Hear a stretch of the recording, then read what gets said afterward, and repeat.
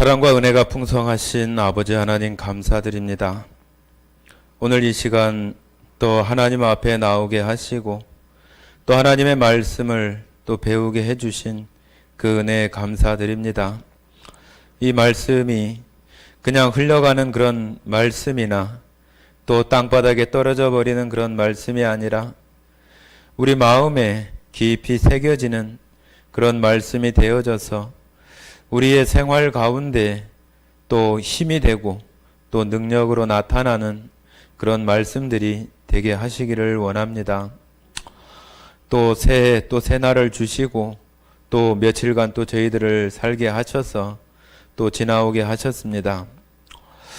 여느 때와 마찬가지로 또 같은 날 또 같은 모습일 수 있으나 우리들 안에 새로운 다짐과 또 주님 앞에 또 결심할 수 있는 그런 시간들이 우리 모두에게 되어져서 매일매일 주시는 그 새로운 날들 속에 새로운 다짐과 또한 새로운 마음으로 그 주시는 하루하루를 살아갈 수 있게 해주시기를 원합니다.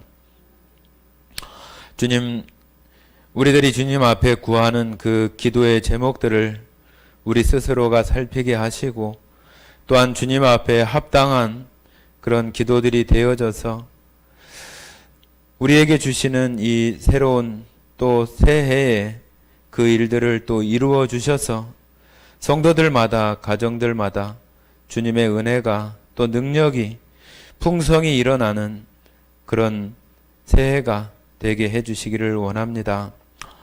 오늘 또 방송으로 참여하는 성도와 가정들을 주님 기억해 주시고 하나님의 놀라우신 은혜가 또 그 심령 안에도 흘러 들어가서 마음에 주님으로 말미암아 만족함과 기쁨이 되어지는 그런 시간이 되게 하시기를 원합니다. 저희들 안에 특별히 질병과 또한 어려운 환경 가운데 있는 성도들을 주님 크신 능력으로 붙들어 주셔서 절망하거나 낭망하지 않게 하시고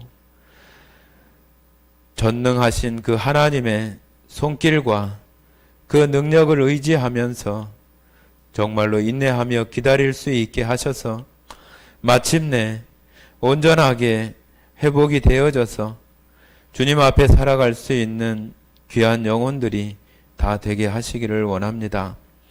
주님, 오늘 말씀을 통해서도 말씀뿐만이 아니라 우리 자신들을 살필 수 있는 귀한 시간이 되어져서 내가 주님 앞에 버려야 할 것들, 또 포기해야 될 것들, 또 인내해야 될 것들이 어떤 것인지를 또 생각할 수 있는 귀한 시간이 되게 하시기를 원합니다.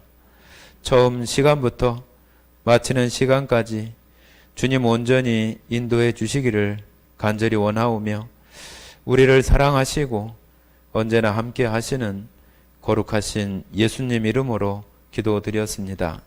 아멘. 네, 오늘 창세기 35장입니다. 35장.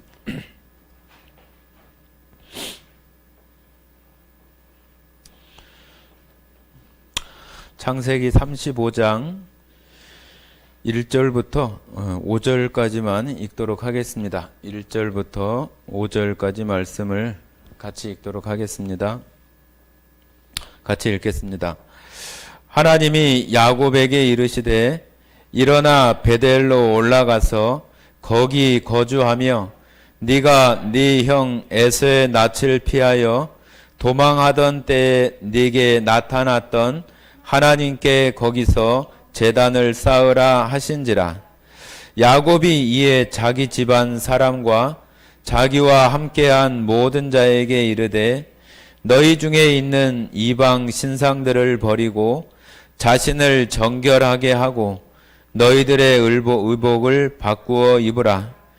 우리가 일어나 베델로 올라가자.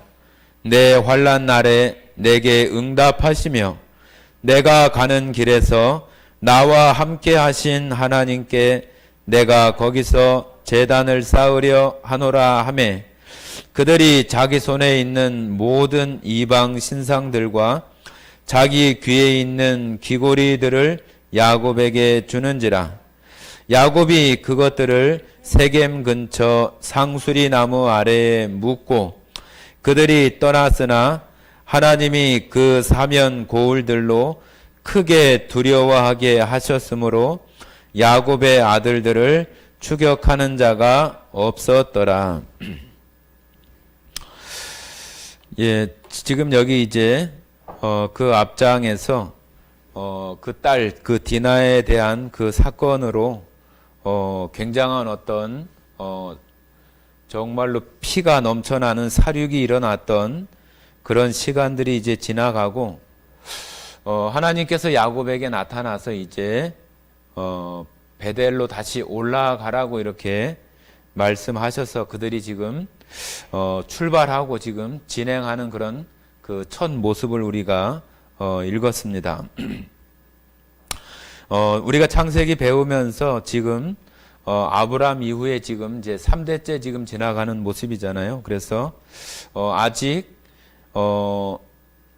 아브라함에게 약속하셨던 그 큰 민족이나 큰 나라가 아직 형성되지도 않고 지금 형성되는 과정이고, 또 야곱의 그 신앙 역시도 우리가 생각하는 것처럼 아주 하나님 은혜 가운데 충만해져서 그런 그 모습이 아니라 여전히 야곱도 하나님을 경험해가고 알아가는 그런 과정 속에 있는 것들을 우리가 생각하면서 성경을 이렇게 따라가면은 좋겠다는 생각이 들어집니다. 자, 한번 1절부터 제가 읽으면서 같이 나눠보도록 하겠습니다. 하나님이 야곱에게 이르시되 일어나 베델로 올라가서 거기 거주하며 네가 네 형 에서의 낯을 피하여 도망하던 때에 네게 나타났던 하나님께서 거기서 제단을 쌓으라 하신지라. 자, 지금 말씀드린 것처럼 이제 베델로 다시 올라가라고 하는 그런 말씀을 야곱에게 이렇게 해주는 내용들을 보게 됩니다. 여기 보면 이제 일어나서 그죠?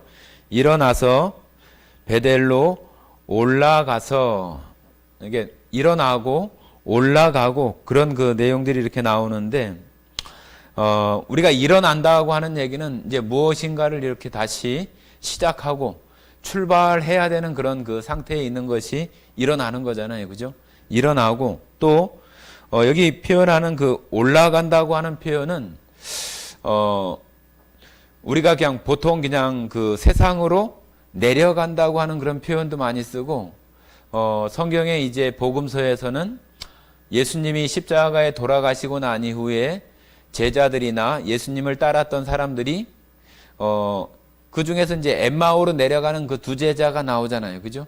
거기도 보면은 엠마오로 내려간다고 그러잖아요. 내려간다고. 그래서 이 올라간다고 하는 그 표현은 바로 그 하나님과 이렇게 그 다시 관계를 맺고 또 하나님 앞에 나아가는 또 예배하는 하나님 앞에 서는 우리의 마음을 하나님께 나아가는 그런 의미로서의 그 올라가는 그런 표현들을 많이 하게 되는데요. 한번 말씀드렸던 것처럼 한번 찾아보십니다. 마가복음 한번 봐보세요. 마가복음 10장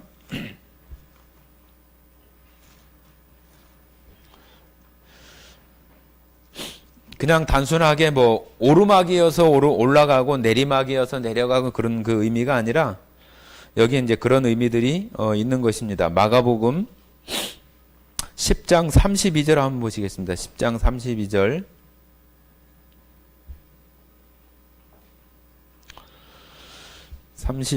같이 한번 읽어볼까요? 마가복음 10장 32절. 예루살렘으로 올라가는 길에 예수께서 그들 앞에 서서 가시는데 그들이 놀라고 따르는 자들은 두려워하더라. 이에 다시 12 제자를 데리시고 자기가 당할 일을 말씀하여 이르시되. 자, 그 밑에도 보면은 보라 우리가 예루살렘에 올라가노니, 이 올라간다고 하는 그런 표현들이 바로 그 성전에 올라간다. 또 하나님 앞에 나아가는, 하나님과 대면하고 하나님 앞에 경배하는, 하나님을 만나는 그런 의미로서의 그 올라간다고 하는 표현으로 우리가 그 생각을 하면 좋습니다. 그런데 그와 반대로 이제 그 내려가는 의미들이 말씀드렸던 것처럼 예수님이 십자가에 돌아가시고 나서 제자들이 흩어질 때 엠마오로 내려간다고 이렇게 표현을 해요. 우리도 대부분 여기 뭐 서울이 북쪽에 있어서 그러긴 하지만은 서울로 올라간다고 이렇게 표현을 많이 하는데, 그것이 그냥 단순히 위치상의 어떤 그런 것뿐만이 아니라 성경에서 얘기할 때 바로 그 올라간다고 하는 것은 여기 예루살렘이 이스라엘 지도로 봤을 때는 그 남쪽에 있거든요. 남쪽에 굉장히. 그런데 저 위에 그 갈릴리나 그런 쪽에서도 말할 때는 예루살렘이나 베들레헴을 얘기할 때는 올라간다고 그래요. 우리가 올라간다고 하면 더 높은 어떤 그런 위치를 얘기하는데, 그러니까 이것이 그냥 어떤 그 위치나 장소의 어떤 그런 부분으로 올라간다고 하는 것보다는 거기에 하나님과 대면하고 하나님 앞에 나아가는 그런 의미로서 더 그런 표현들을 쓴다고 하는 거죠. 그래서 이사야서에도 보면은 도움을 청하러 애굽으로 내려가지 말며 그러죠. 그죠? 애굽이 이집트잖아요. 그때 당시에 가장 강대한 나라인데, 이집트는 또 세상을 의미하고 이집트의 바로 왕은 세상을 통치하는 왕으로서의 사단의 어떤 모형도 이렇게 나타내는 모습이 있기 때문에 내려간다고 하는 그런 의미는 하나님과 좀 반대되고 하나님을 떠나는 그런 그 모습들로 많이 언급이 되는 표현들이 내려가고 올라가는 그런 표현들로 많이 나타나기도 합니다. 시편에도 보면은 시편 한번 120편 한번 봐보겠습니다. 120편.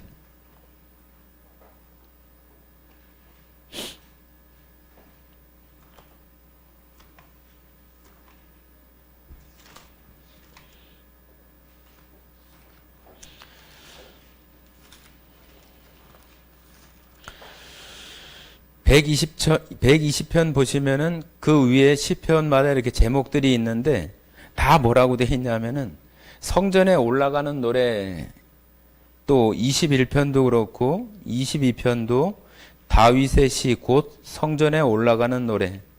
그래서 계속 이 성전에 올라가는 그런 그 표현들을 하는데 대부분이 다 하나님을 찬양하고 높이고 하나님이 창조주로서의 그 위대하심을 말하는 그런 내용들이 이 성전으로 올라가는 그런 그 표현들 속에 그런 의미들이 담겨 있다고 하는 것을 우리가 생각할 수 있겠습니다. 그래서 올라가고 내려간다고 하는 의미가 단순히 그냥 뭐 높고 낮음의 의미가 아니라 바로 하나님 앞에 또 하나님을 예배하고 하나님을 만나는 그런 의미로서의 그 올라가는 것을 우리가 생각한다면은 성경을 보면서 그런 의미들을 더 찾을 수 있고 더 그런 것에 우리가 더 생각하면서 성경을 읽을 수 있으리라고 생각이 됩니다. 예, 다시 창세기 35장으로 오겠습니다.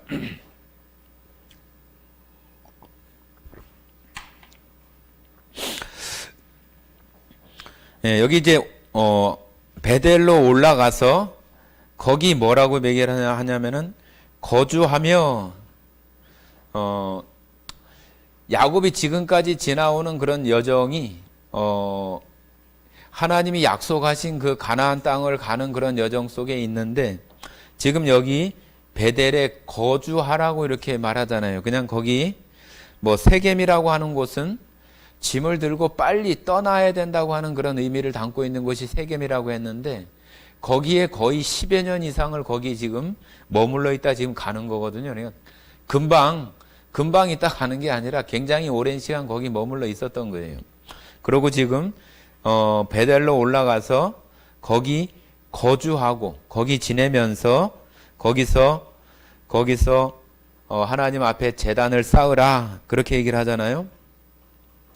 여기 지금 처음에 지금 여기 베델이라고 하는 곳도 단순한 어떤 그 지역은 아니에요. 그냥 그 베델이라고 이렇게 이름 붙인 것이 원래는 그 루스라고 하는 그런 이름을 가지고 있었는데 베델이라고 이름한 것은 야곱이 거기서 꿈을 꾸다가 하나님의 그 사자들이 그 사닥다리 위를 오르락내리락 하는 것을 보면서 거기서 하나님을 봤다, 하나님을 만났다 이렇게 얘기를 하면서 그 땅 이름을 베델이라고 이렇게 야곱이 얘기를 한 거거든요. 그래서 이 베델이라고 하는 이곳이 이제 야곱이 그와 같은 한 속에서 이 베델에 와서, 베델은 하나님의 집이라는 뜻인데 거기에 와서 하나님 앞에 제단을 쌓으라, 하나님께 경배하고 예배하고 제사하라는 그런 의미죠. 그죠? 그래서 거기에 와서 그렇게 하라고 하나님께서 야곱에게 그렇게 말씀하신 것이죠. 자, 2절 한번 보시겠습니다. 2절. 야곱이 이에 자기 집안 사람과 자기와 함께한 모든 자에게 이르되, 이 말을 듣고 나서 야곱이 즉각 그 일에 대해서 그 들은 말을 실행하는 모습을 보게 되는데요. 모든 자에게 이르되 너희 중에 있는 이방 신상들을 버리고 자신을 정결하게 하고 너희들의 의복을 바꾸어 입으라. 자, 여기도 보면 이제 그 하나님께서 말씀하신 것을 실행을 하면서 여기 보면은 너희 중에 있는 이방 신상들을 버리고 그러잖아요. 우리가 생각할 때는 아이고 뭐 야곱의 식구들이 무슨 뭐 우상을 가지고 있나 그렇게 생각할 수 있는데 그렇지 않다는 얘기죠. 지금 말씀드린 것처럼 야곱도 지금 하나님을 알아가는 과정이고, 그러니까 그 주변에 있는 뭐 아내들이나 자녀들은 더욱더 그러겠잖아요. 그죠? 그렇기 때문에 여러분들이 한번 생각해 보세요. 이 라반의 집에서 지금 나올 때에 라헬이 그 아버지의 그 드라빔을 훔쳐 갖고 오잖아요. 그죠? 그 드라빔이 우상인데, 우상의 이름인데, 가정 수호신이라고 이렇게 여기는 그런 신을, 그 조그만한 그 모형을 라헬이 그걸 가져오는 거예요. 자기 마음에 그것을 가져가서 어떤 자기의 어떤 위안을 삼고 그것이 자기를 지켜준다거나 풍요롭게 해주는 그런 것이라고, 그 집안에서 그런 것들을 항상 보고 배워오고 그리고 살아왔기 때문에 그것을 가져가는 거잖아요. 그죠? 그러니까 지금 이때 당시까지도 지금 라헬이나 그 외 사람들은 그런 신상들을 가지고 있는 모습 속에 있다고 보는 거죠. 그래서 그런 그 신상, 이방 신상들을 버리고, 이방의 그 신상들을 버린다고 하는 것이 쉬운 일은 아니잖아요. 금방 이런 이야기를 들었다고 해서 그것을 금방 이렇게 다 내던져 버리고 간다고 하는 것이 쉽지는 않잖아요. 그죠? 그러나 여기 지금 야곱이 자기의 그 가족들을 그 함께 이렇게 가는 데 있어서 야곱이 지금 하나님의 말씀을 듣고 난 이후에 그 하나님의 약속이나 그 말씀에 대해서 아주 그런 그 믿음이나 그런 모습 속에서 그 가족들에게 지금 하는 그 말에 하나님께서 능력이 나타나고 그 가족들로 하여금 그런 위험들을 보게 해서 그와 같이 하게 하시는 거죠. 그런데 우상을 버리고 자신을 정결하게 하고 너희의 의복을 바꾸어 입으라. 여기 나오는 그 모습들이 뭐 옷을 바꾸어 입는 그런 외형적인 그런 모습이라고도 우리가 볼 수 있겠지만은, 이 세겜이라고 하는 지역에 살아가면서 세겜에 있었던 한 10여 년 이상 거기 살면서 거기에 물들었던 어떤 그 마음, 또 생각, 거기에 그 사람들이 입고 다니는 어떤 옷의 어떤 뭐 유행, 그런 것들이 있겠잖아요. 그죠? 그런 것들을 그 마음 안에서 깨끗하게 하고, 그런 것들에 대해서 마음 속에서부터 벌써 그런 것들을 제거하고 마음 가운데 바꾸고 생각의 변화를 가져오게 하는 그런 일들을 있게 하라고 하는 거죠. 그것이 우상을 버리고 정결하게 하고 너희의 의복을 바꿔 입으라 하는 그런 보여지는 그런 것들 속에 담겨 있는 그런 의미라고 말할 수 있어요. 그냥 단순히 우상에 대한 어떤 생각이나 마음, 그것도 믿음이라면은 그런 믿음, 그런 것들을 그냥 가지고, 그러면은 그 마음도 정결하지 못하고 그 속에 있는 것이 전혀 우상에 대한 생각으로 가득하다면은 정결하지 못하잖아요. 그죠? 그런데 그런 것 속에서 그냥 어떤 뭐 옷을 바꿔 입는다고 해서 그것이 되는 것이 아니잖아요. 그죠? 그래서 여기 나오는 이런 모습들은 바로 그 세겜에 있었던 그런 일들, 그 풍속, 우상을 숭배하고 그 이방 사람들과 함께 있었던 그런 물들었던 세상, 지금으로 말하면 어떤 세상의 풍속이나 그런 것들을 그 마음속에서 깨끗이 하고 지금 그 베델로 향해서 나아가야 된다고 하는 것을 지금 야곱이 그 가족들에게 하고 있는 거죠. 그러니까 말씀드린 것처럼 그 이방 신들이 다 그냥 그 아주 그냥 뭐 생활 속에서 흔하게 가지고 살아갔던 그런 모습 속에 야곱의 식구들도 있었던 모습들을 우리가 생각할 수 있는 것입니다. 자, 3절 한번 보시겠습니다. 3절. 우리가 일어나 베델로 올라가자. 여기도 베델로 올라가자 그러잖아요. 그죠? 베델로 올라가자. 내 환난 날에 내게 응답하시며 내가 가는 길에서 나와 함께 하신 하나님께 내가 거기서 제단을 쌓으려 하노라 하매.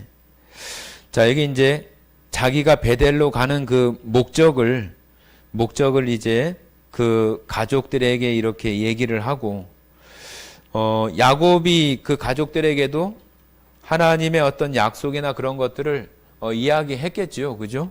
뭐 자기만 이렇게 뭐 감추고 숨기고 비밀스럽게 하지는 않았겠잖아요. 그래서 어떤 시간, 그 때가 될 때마다 하나님께서 야곱에게 나타나서 얘기하는 하나님의 약속이나 하나님이 말씀하신 것을 지금 야곱은 함께 가야 되는 그런 식구들에게 그 하나님께서 하신 것에 대해서 가족들에게 이렇게 하려고 한다고 하는 그런 목적을 이야기하고 베델로 지금 가기 위해서 지금 길을 나서려고 하는 거죠. 자, 4절 보겠습니다. 4절. 그들이 자기 손에 있는 모든 이방 신상들과 자기 귀에 있는 귀고리들을 야곱에게 주는지라.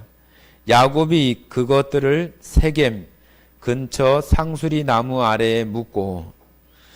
자, 여기 보면은 이방 신상들과 자기 귀에 있는 귀고리들을 여기 이제 귀고리가 나오는데 이때 당시에 그 근동에서는 그 자기가 섬기는 그런 그 우상이나 또 그런 어떤 신들의 어떤 능력이나 그 복이 이 귀를 통해서 이렇게 들어온다고 믿는 그런 그 풍속이 있었다고 그렇게 기록된다고 합니다. 그래서 귀에다가 이렇게 많은 장식을 하고 그런 모습들이 있어서 그 귀에 있는 귀고리를 또 신상들을 땅에다가 이렇게 묻는 그런 의미들이 있는데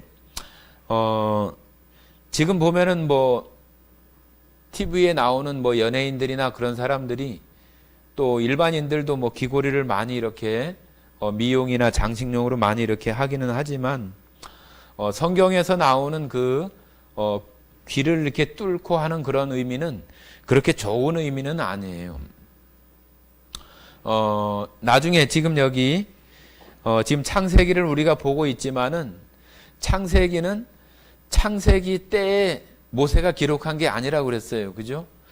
그 애굽에서 나와서 광야에 있을 때, 그러니까 신명기가 기록될 어떤 그럴 즈음 그 새로운 그 명령, 그 가데스 바네아 그쯤에 왔을 때에 모세가 거의 가나안 땅을 앞두고 이 모세오경을 기록을 하는 거예요. 그래서 그때 당시에 이제 성경을 기록할 그 당시에 그 신명기나 그런 곳에 보면은 하나님의 그 율법 가운데에서 이 귀를 뚫는 것에 대한 이야기가 나오는데, 그 귀를 뚫는 것은 그 종이 원래 하나님께서는 그 안식년이나 그런 것이 있어서 6년 동안 이렇게 종을 부리면은 7년째 됐을 때는 그것 종을 풀어주는 그런 법이 있어요.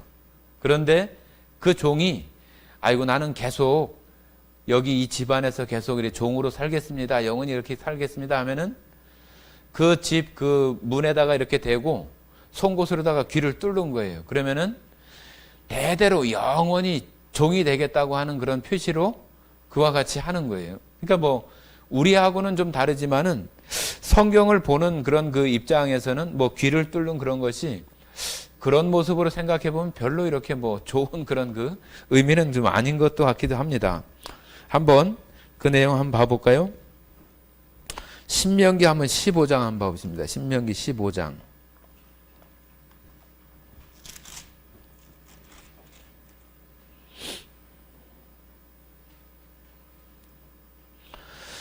예, 12절부터 17절까지 한번 읽어보겠습니다. 12절부터 17절까지 같이 읽겠습니다. 내 동족 히브리 남자나 히브리 여자가 내게 팔렸다 하자. 만일 6해 동안 너를 섬겼거든 7째 해에 너는 그를 놓아 자유롭게 할 것이요. 그를 놓아 자유롭게 할 때에 빈손으로 가게 하지 말고 내 양무리 중에서와 타작 마당에서와 포도주 틀에서 그에게 후히 줄지니 곧 내 하나님 여호와께서 내게 복을 주신 대로 그에게 줄지니라. 너는 애굽 땅에서 종 되었던 것과 내 하나님 여호와께서 너를 속량하셨음을 기억하라.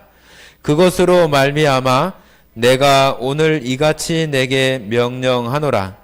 종이 만일 너와 내 집을 사랑함으로 너와 동거하기를 좋게 여겨 내게 향하여 내가 주인을 떠나지 아니하겠노라 하거든 송곳을 가져다가 그의 귀를 문에 대고 뚫으라. 그리하면 그가 영구히 네 종이 되리라. 내 여종에게도 그와 같이 할지니라. 예, 이 종에 대해서 나오는 그 신명기의 그 율법에 관한 내용 중에서 이런 내용들이 있어요. 그러니까 뭐 그렇게 그런 모습으로 생각을 해보면 별로 이렇게 좋은 그런 그 내용은 그 아닌 것으로 이렇게 보여지는 그 부분입니다. 예, 어쨌든 예, 다시 창세기 35장 보시면은 예, 그런 모든 것들을 이제 지금 세겜에서 출발을 하는 거니까 세겜 근처 상수리 나무 아래에 그 땅에다가 다 묻고 예, 이 땅에다가 묻는다든지 아니면은 뭐 다 깨버린다든지 뭐 그런 의미들이 우상이나 또 우상의 제단이나 그런 것들이 나올 때 그것을 부셔버리고 뭐 가루를 내고 그런 얘기들이 나오는데 그런 것들은 다 땅속이라고 하는 것도 멸하는 것이고 없어지는 그런 의미로 우리가 볼 수 있는 것이어서 땅속에다 이렇게 없이 하는 그런 모습으로 이제 그런 것들에 대해서 정말로 이제 땅에 묻어버리는 그런 모습이 되는 거죠. 우리들에게도 마찬가지로 제단을 쌓는다고 하는 것이 뭐 단순히 어떤 제사를 지내는 제단뿐만이 아니라 우리가 하나님 앞에 살아가면서 하나님을 기쁘시게 하는 그런 일들이 다 하나님 앞에 제단을 쌓고 하나님을 섬기고 하나님 앞에 영광을 드리는 그런 일들이라고 다 말할 수 있어요. 단순히 어떤 성막이나 제단에 나가서 번제를 드리고 그런 의미만이 아니라 우리 자신들이 우리 자신 스스로를 정결케 하고 깨끗하게 하고 그런 모습들이 하나님 앞에 영광이 되는 것들이기 때문에 그런 것들도 다 넓은 의미에서는 다 제단을 쌓는 그런 일이라고 말할 수 있습니다. 그러니까 우리들도 정말로 우상을 버리고 우리를 정결하게 하고 또 제단을 쌓는 것은 우리가 날마다 생각하면서 내가 하나님 앞에 나아갈 때 그런 것들이 있지 않는가 하는 것들을 생각하고 그런 것들을 정말로 땅에 버리고 묻을 수 있는 그런 모습이 되어져서 깨끗하고 진실되고 그런 마음으로 하나님 앞에 나가는 모습이 우리에게도 필요한 거죠. 지금 베델로 올라가는 이 야곱의 그런 모습처럼 우리도 하나님 앞에 살아가는 그런 모습들이 바로 이와 같은 어떤 우리 마음 속에서 되어지는 모습들이 필요하다고 말할 수 있겠습니다. 자, 5절 한번 보겠습니다. 5절.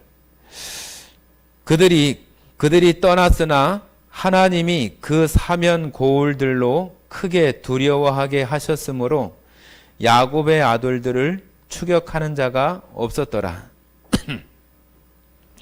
지금 봤을 때 야곱의 어떤 식구라고 해야 여러분 생각할 때 뭐 몇 명이나 되겠어요. 그죠? 지금 이제 지금 아직 그 베냐민이 아직 태어나기 전이니까 11, 딸 디나가 죽었으니까 지금 11명의 자식이 있고 또 종이 있고 또 아내들이 있고 또 목축업을 했으니까 그것을 키우는 종들이 있었을 것이고, 그렇게 해도 그렇게 많은 숫자가 아니에요. 그죠? 많은 숫자가 아닙니다. 그런데 지금 34장에서 지금 그 세겜 땅에서 그 누구죠? 하몰이라고 하는 사람의 아들, 그 추장, 그 세겜이었죠, 이름이. 그 사람, 그 가족, 그 족장이었으니까 그 족장을 완전히 다 진멸하다시피 그 성인 남성들을 다 죽게 하는 그런 일이 있었잖아요. 그죠? 그러니까 그 주변에 있는 다른 족장들이 이 야곱의 식구들, 이 뭐 어디 타지에서 지금 들어와서 있는 이 야곱의 가족들 몇 명 되지도 않는 이 사람들을 그 몇 족속이 힘을 합치면은 얼마든지 그 야곱을 정말로 뭐 간단하게 처리할 수도 있고 정말로 다 이렇게 없이 할 수도 있는 그런 상황이었는데, 지금 35장 지금 우리가 읽고 있는 그 5절에서 하나님께서 그런 것들을 야곱의 식구들에게 하지 못하게 그들이 떠났으나 하나님이 그 사면 고울들로 크게 두려워하게 하였으므로 야곱의 아들들을 추격하는 자가 없었더라. 그러니까 하나님께서 다른 그 고울에 있는 그런 족장들이나 사람들이 두려워하고 또 겁이 나서 야곱의 식구들을 어떻게 하려고 하는 어떤 그런 마음조차도 들지 않게 하나님께서 그와 같이 했다고 하는 거죠. 그 사람들이 무서워하고 두려워한 것인데, 여기 성경에는 하나님께서 그들의 마음에 크게 두려워하게 했다 그러잖아요. 우리가 이런 내용을 우리가 이제 그 여호수아서에서도 여리고성 들어갈 때 그런 얘기들이 있잖아요. 그죠? 그 이스라엘 그 족속들이 정말로 엄청난 어떤 전쟁들을 치르면서 오는 것들을 그 여리고성에 있는 그 라합이라고 하는 사람이 그 소식을 듣고 간담이 녹았다고 이렇게 말할 만큼 굉장히 그 두려운 마음, 그 이스라엘 민족들과 함께 하는 그 하나님, 그 신에 대해서 정말로 두려워한 마음이 이렇게 있었던 그 라합처럼 여기도 똑같이 그 주변에 있는 그런 사람들이, 다른 고울에 있는 그런 족장들이 저 야곱을 살려두면은 나중에 후환이 되겠다 해서 없애버리거나 뭐 전쟁을 하거나 그럴 수도 있을 텐데, 너무 두려운 마음이 있어서 그런 마음조차도 갖지 못하게 하나님께서 그와 같이 하셨다고 하는 거죠.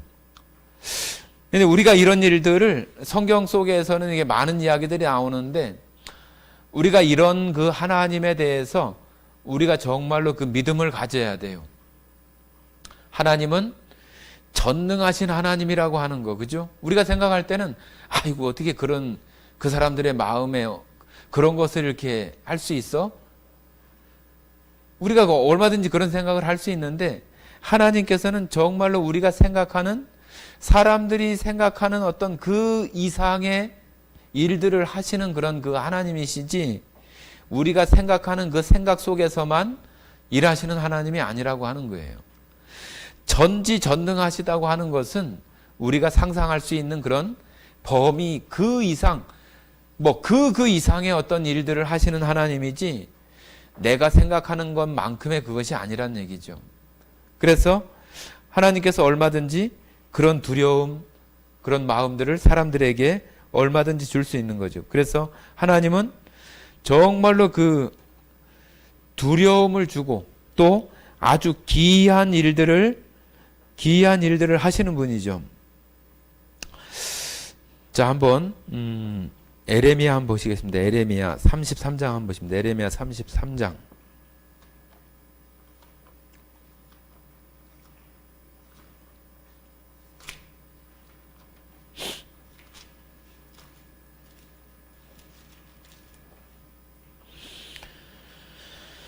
(33장) 3절입니다. 3절.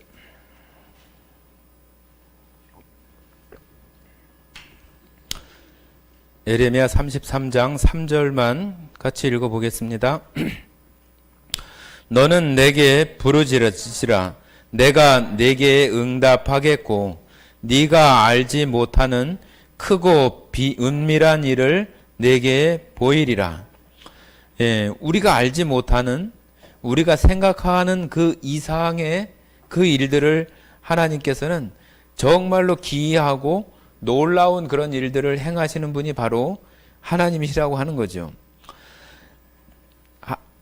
하나님이 이런 기이한 일들을 한다고 하는 성경은 여기저기 많이 있습니다. 욥기 9장에도 보면은 여기 나오는 내용과 비슷하게 기이한 일을 행하시는 그 하나님, 또 시편에도 정말로 기이하고 은밀한 일을 행하시는 그런 하나님이라고 하는 내용이 욥기 9장에도 있고 시편 72편에도 또 86편에도 136편에도 그런 내용들이 있습니다. 그러니까 하나님은 우리가 생각하는 그 생각 속에 계신 분이 아니라 정말로 기이하고 놀랍고 은밀한 그런 일들을 얼마든지 이렇게 하시는 분이에요. 그러니까 우리가 하나님을 섬기고 공경하고 믿는 것이지, 하나님이 우리가 생각하는 그 틀 안에만 계신다고 한다면은 그냥 내가 생각하고 내가 하는 대로 살면 되는 것이지, 하나님을 믿을 그 이유가 어디가 있어요. 그죠? 하나님은 그런 분이 아니라는 것을 우리가 정말로 마음 깊이 이렇게 알 때 그 하나님을 의지하고, 내가 앞이 보이지 않고 깜깜하지만 정말로 기이하고 은밀한 일들을 행하시는 그 하나님이라고 하는 것에 믿음을 가지고, 보이지 않는 그런 가능성도 없고 그런 것이지만 우리가 그런 불가능한 일 같은 것들 속에서도 하나님을 향해서 나아갈 수 있는 것은 하나님이 전능하신 분이라고 하는 것에 대한 우리의 믿음 때문에 그러는 거 아닙니까? 그래서 여기 다른 고울들로 크게 두렵게 하셨으므로 야곱의 식구들을 보호하시는 거죠. 물론 하나님은 다른 플랜 B, C가 있을 수 있겠지만은 이 야곱, 그죠? 아브라함의 그 씨를 통해서 하나님의 약속을 이루신다고 하는 약속을 하나님은 이루셔야 하기 때문에 이 야곱을 보호하는 거죠. 야곱을 보호하고 지금 11아들이 있는 그 아들들을 보호해서 민족이 되게 하고 나라가 되게 하시는 그 하나님은 그 일들을 이루시기 위해서 그 주변에 있는 다른 고울의 사람들 또 족장들을 두렵게 해서 그 야곱으로 하여금 안전하게 베델로 올라갈 수 있는 길들을 열어주시는 모습이라고 말할 수 있겠습니다. 예, 창세기 35장 6절을 보시면은 야곱과 그와 함께한 모든 사람이 가나안 땅 루스 곧 베델에 이르고, 여기도 보면 루스라고 그러잖아요. 루스. 그러니까 원래 그 이름이 루스예요. 루스인데 베델이라고 야곱이 그렇게 이름을 그렇게 한 거죠. 거기서 말씀드렸던 것처럼 하나님의 사자가 사닥다리 오르락내리락 하는 것을 보면서 하나님을 만난 그런 모습을 얘기하면서 여기가 하나님을 만났다 그렇게 표현하면서 베델이라고 이렇게 이름을 지은 거예요. 자, 7절 보겠습니다. 7절. 그가 거기서 제단을 쌓고 그것을 엘 베델이라 불렀으니 이는 그의 형의 낯을 피할 때에 하나님이 거기서 그에게 나타나셨음이더라. 엘 베델, 베델에다가 앞에 엘자를 이렇게 더 넣은 것인데, 베델의 하나님이란 얘기거든요. 하나님의 집의 하나님, 그런 의미인데, 그러니까 정말로 여기서 다시 야곱이 하나님을 다시 이렇게 경험하게 되는 그런 모습을 여기 엘 베델이라고 해서 베델의 하나님이라고 하는 그 의미를 담은 말을 야곱이 이렇게 하고 있다고 그렇게 볼 수 있겠습니다. 예, 8절 보시면은 예, 리브가의 유모 드보라가 죽음에 그를 베델 아래에 있는 상수리 나무 밑에 장사하고 그 나무 이름을 알론 바굿이라 불렀더라. 여기 드보라 리브가의 유모 이야기가 나오는데요. 조금 그 연결이 이렇게 왜 이런 말이 나왔을까? 잘 이렇게 어떤 그 베델에 대한 얘기가 나오는데 갑자기 라헬이 아니라 리브가의 유모 이야기가 이렇게 나와서 왜 유모 이야기가 나오는가 그런 생각이 좀 들기도 합니다. 근데 성경은 완전하게 어떤 시간의 어떤 것을 딱 두고 이렇게 기록한 것이 아니기 때문에 창세기도 쭉 이렇게 순서대로 되어 있지 않아요. 또 뒤에 앞에 있는 것이 있고 뒤에 있는 것이 또 앞부분에 들어와야 될 것들도 있어요. 그래서 여기 리브가가 이렇게 들어와 있는 그런 모습은 이제 뒷부분하고도 이렇게 나오겠지만은 그죠? 아버지가 있는 그 땅하고 이렇게 좀 왕래가 있었던 그런 부분이 아니었겠는가 이렇게 보여지기도 하고, 그래서 여기 리브가 엄마잖아요. 리브가는 엄마인데 엄마의 유모가 죽었다고 하는 그런 소식에 장사를 지내는 그런 내용을 이렇게 표현하고 있는데요. 여기 한번 보시면은 창세기 24장 한번 보시겠습니다. 창세기 24장 앞으로 가셔서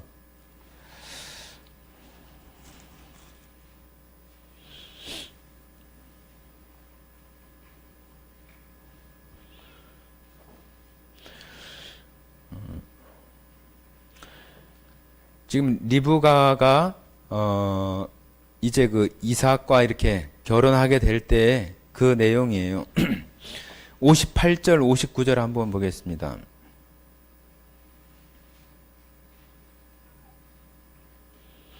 58절 59절 같이 읽어보겠습니다. 리브가를 불러 그에게 이르되 네가 이 사람과 함께 가려느냐? 그가 대답하되 가겠나이다. 그들이 그 누이 리브가와 그의 유모와 아브라함의 종과 그 동행자들을 보내며, 자 이제 이제 말하자면 시집을 가는 거죠, 그죠? 그 갈 때에 그 유모도 이렇게 같이 갔다고 하는 그 내용인데 그 유모의 이름이 드보라였고, 드보라가 지금 여기서 창세기 35장에 와서 죽은 내용을 얘기하고 있는 것으로 말할 수 있겠습니다. 네, 창세기 35장 다시 오겠습니다. 예, 9절 제가 읽겠습니다. 야곱이 밧단 아람에서 돌아오매 하나님이 다시 야곱에게 나타나사 그에게 복을 주시고, 하나님이 그에게 이르시되 내 이름이 야곱이지만은 내 이름을 다시는 야곱이라 부르지 않겠고 이스라엘이 내 이름이 되리라 하시고, 그가 그의 이름을 이스라엘이라 부르시고. 자, 이스라엘이라고 하는 이름은 우리가 앞에서 창세기 28장에서 야곱이 하나님의 사자와 씨름하던 그런 모습 속에서 그 야곱의 이름을 하나님과 겨루어 이겼다고 하는 의미로 이스라엘이라고 이렇게 이름을 바꿔준 내용들을 우리가 기억합니다. 그래서 이 이스라엘이라고 이렇게 이름을 다시 한 번 더 확인시켜주고, 야곱이 이제 다시 이스라엘이라고 이제 부르겠다. 야곱이라고 부르지 않고 이스라엘이 네 이름이 되겠다고 이렇게 말씀을 하십니다. 11절 하나님이 그에게 이르시되 나는 전능한 하나님이라. 생육하며 번성하라. 한 백성과 백성들의 총회가 내게서 나오고 왕들이 내 허리에서 나오리라. 여기 이제 하나님께서 야곱에게 말씀을 하시면서 나는 이런 하나님이다 얘기하면서 나는 전능한 하나님이다. 엘샤다이라고 하는 그 전능한 하나님이라고 하는 그런 그 히브리어를 이렇게 사용을 해서 전능한 하나님이라고 얘기를 하면서 생육하고 번성하라. 마치 뭐 창세기 1장에 아담과 하와에게 했었던 말처럼 생육하고 번성하라. 한 백성과 한 백성들의 총회가 내게서 나오고 왕들이 내 허리에서 나오리라. 내 허리에서 나오리라고 하는 것은 바로 이 야곱, 이스라엘이라고 하는 이 민족, 이 지파, 그것들을 통해서 이스라엘을 다스리는 그 왕들이 야곱의 이런 그 족속들, 그들 속에서 나오게 된다고 하는 거죠. 이 허리에 있다고 하는 것이 성경에서는 우리 사람이 만약에 저라고 한다면은 내가 태어나기 전에는 아버지 허리에 있었고 그 아버지는 할아버지 허리에 있었고 그렇게 표현을 해요. 자, 한번 히브리서 한번 봐보겠습니다. 히브리서.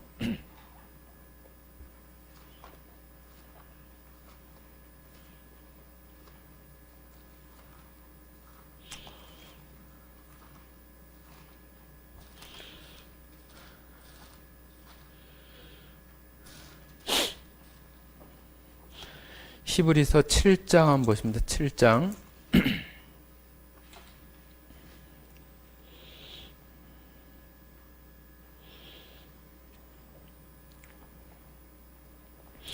(7장) 5절부터 한번 읽어보겠습니다. 5절부터 같이 읽어보겠습니다. 레위의 아들들 가운데 제사장의 직분을 받은 자들은 율법을 따라 아브라함의 허리에서 난 자라도 자기 형제인 백성에게서 10분의 1을 취하리라는 명령을 받았으나 레위 족보에 들지 아니한 멜기세덱은 아브라함에게서 10분의 1을 취하고 약속을 받은 그를 위하여 복을 빌었나니.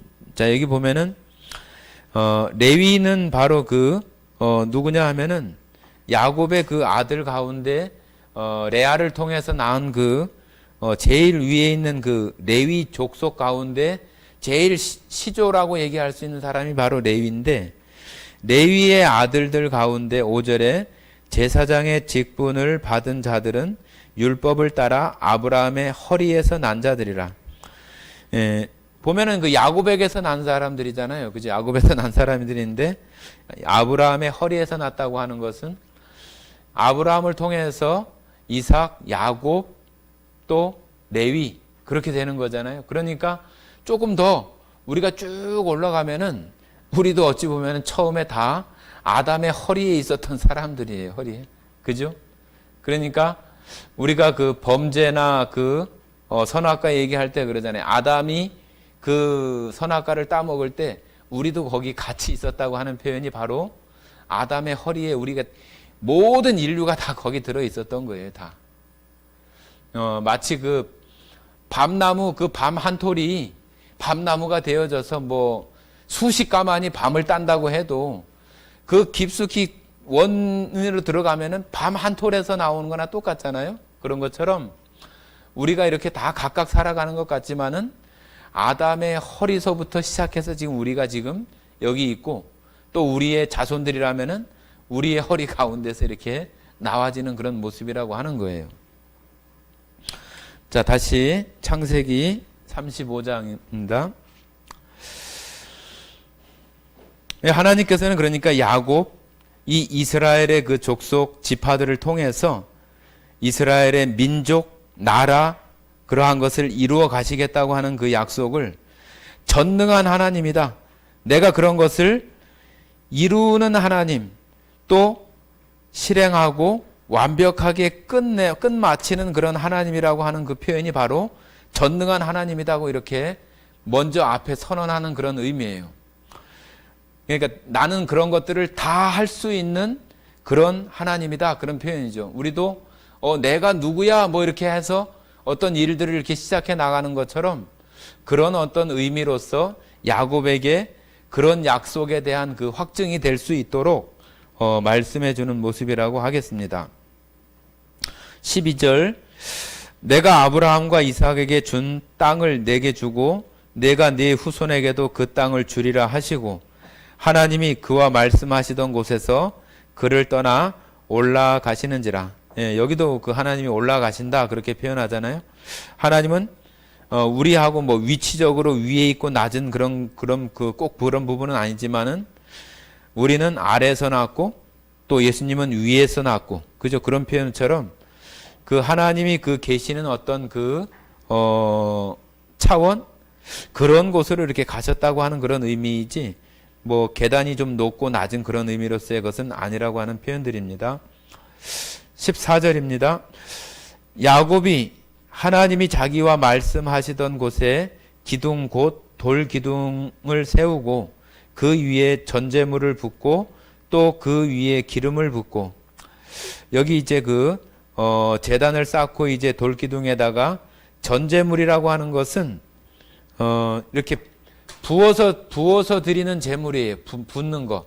우리 제사 지낼 때 술 따르는 것처럼 술처럼 그 액체로 된 거 그것을 이렇게 부어서 드리는 거. 뭐 우리가 구약 시대 얘기하면 피를 붓는 그런 것처럼 그 액체의 그런 것들을 붓는 제사가 전제예요. 전제물이라고 했으니까 어떤 여기 전제물에 대해서 딱 어떤 거라고 표현하고 있지는 않지만은 그렇게 부어서 드리는 기름이나 물이나 피나 그런 거라고 이렇게 말할 수 있겠죠. 그래서 전제물을 붓고 또 그 위에 기름을 붓고 그래서 사도 바울도 보면은 자기가 하나님께 이렇게 이방의 사도로서의 살아온 그런 시간을 얘기하면서 거의 이제 죽을 때가 다 되었을 때 뭐라고 얘기하냐면은 자기가 하나님 앞에 전제로 다 드려졌고 그런 표현을 해요. 그죠?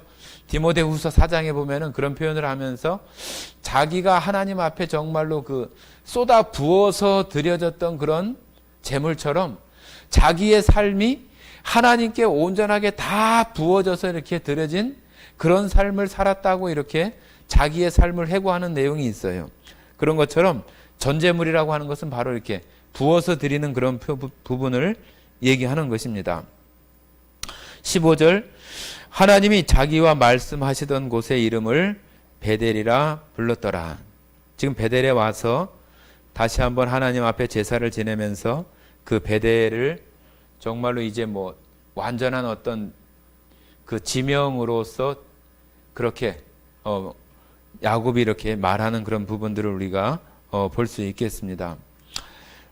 우리가 베델이라고 하는 말은 많이 듣기도 하고 그러는데 베델은 히브리어 말 뜻으로는 그냥 하나님의 집이에요. 집. 그러니까 야곱이 하나님을 만나고 하나님을 경험하는 그런 장소로서의 베델을 우리가 얘기할 수 있고 또 우리가 정말로 하나님 앞에 살아가면서 이 야곱을 우리가 계속 보고 있는데 야곱을 통해서 우리 자신들도 정말로 어려운 그런 일이지만은 매일매일을 살면서 새롭게 내가 그런 날들을 그 시간들을 살아간다고 하는 그런 마음으로 하나님 앞에 정말로 우리 마음을 정결하게 하고 우리의 생각, 마음 또 의복을 바꾼다고 하는 그런 의미처럼 내가 하나님 앞에 그렇게 진실되고 또 하나님 앞에 깨끗하게 하나님을 섬기는 마음으로 그런 날들을 살아가겠다고 하는 마음으로 우리도